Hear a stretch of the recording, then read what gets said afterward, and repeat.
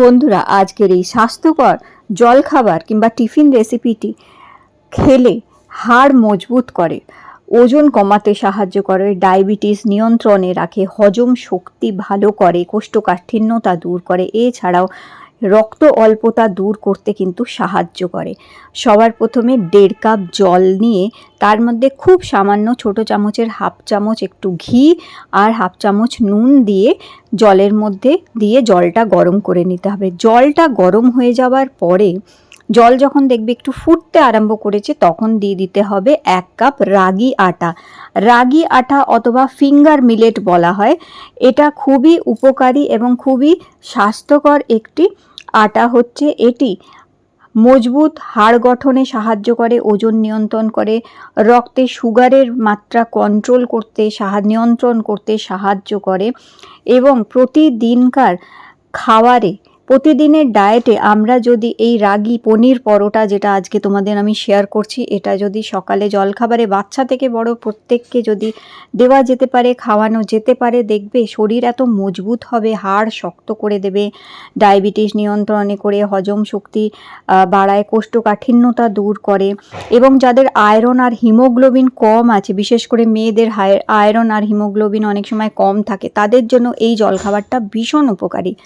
তো কি করতে হবে, আঁচ কমিয়ে রেখে জলের মধ্যে 1 কাপ আমি দেখো রাগি আটা দিয়েছি, 1.5 কাপ জলে 1 কাপ রাগি আটা দিয়ে ভালো করে এইভাবে একটা দলা পাকিয়ে নেওয়া অবধি নাড়তে থাকতে হবে। তারপর গ্যাস অফ করে দিয়ে ঢাকা দিয়ে রেখে দিতে হবে যতক্ষণ না ঠান্ডা হচ্ছে।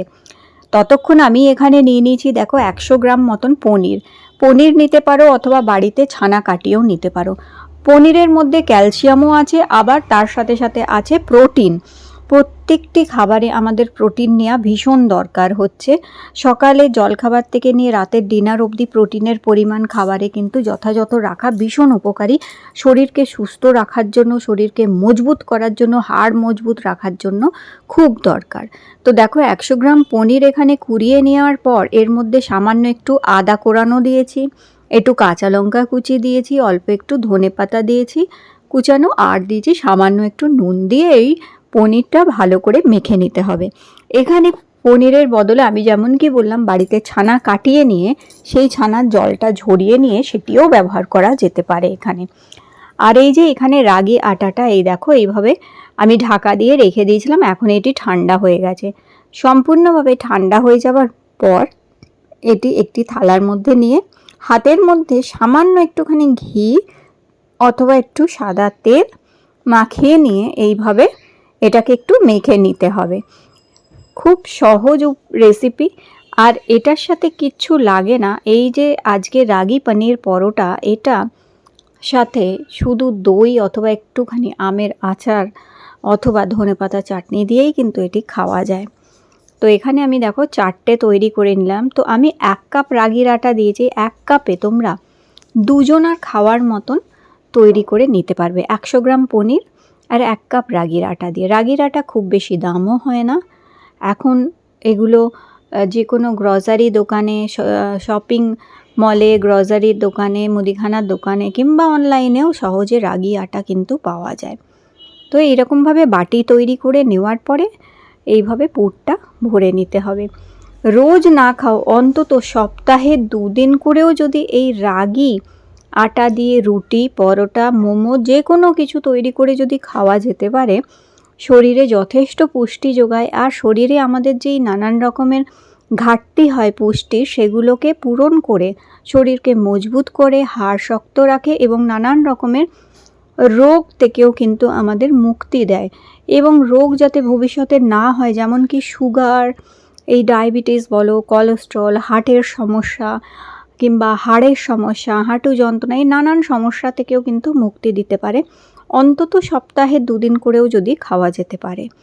তো এইখানে দেখো এইভাবে পুর ভরে যেমন আমরা পরোটা তৈরি করি সেইভাবেই আমি কিন্তু পুর ভরা পরোটা তৈরি করা হয় সেইভাবেই কিন্তু আমি এটা তৈরি করে নিচ্ছি। আর এখন এইভাবে অল্প অল্প করে ভেতরে পনিরের পুরটা দিয়ে এরকম বল তৈরি করে নিতে হবে। ব্যাস, এইভাবে 4টে তৈরি করে নিয়েছি। আর এখন ঠিক অল্প অল্প করে আটা দিয়ে চাইলে এখানে রাগি আটা দিয়েও বেলতে পারো অথবা নর্মাল আটা দিয়েও এইগুলো পরোটাগুলো বেলে নিতে হবে। হালকা করে হাত দিয়ে একটুখানি এটাকে ছড়িয়ে দিতে হবে। আর এটা তো যেমন কি নর্মাল আটা সেইরকম আটা তো না, এটা গ্লুটেন ফ্রি আটা হচ্ছে, তাই একটু ধারের দিকগুলো এরকম ফাটা ফাটা হতে পারে, তাতে কোনো অসুবিধে নেই, কারণ আমাদের স্বাস্থ্য এবং খাওয়াটা দরকার হচ্ছে সেই কারণে। তাও দেখো এইরকমভাবে সুন্দরভাবে হাত দিয়ে একটুখানি চারদিকটা তোমরা ছড়িয়ে দিতে শেপ করে দিতে পারো এইভাবে, ব্যাস। তারপরে দুই পিঠ একটু হালকা করে সেঁকে নেওয়ার পর খুব সামান্য একটুখানি সাদা তেল অথবা ঘি ব্যবহার করবে।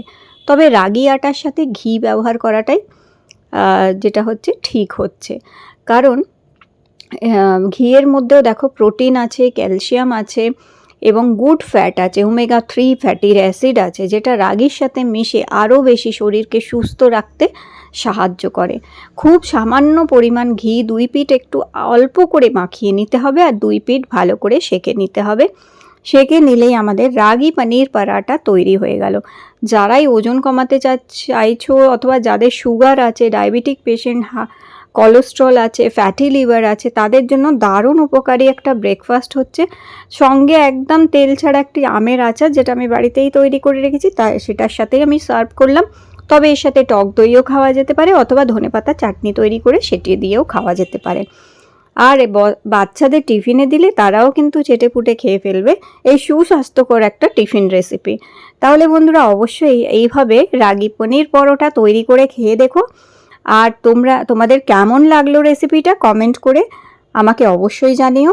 আজকের এই রেসিপিটি ভালো লেগে থাকলে লাইক দিয়ে আমার চ্যানেলটি সাবস্ক্রাইব করে রেখো।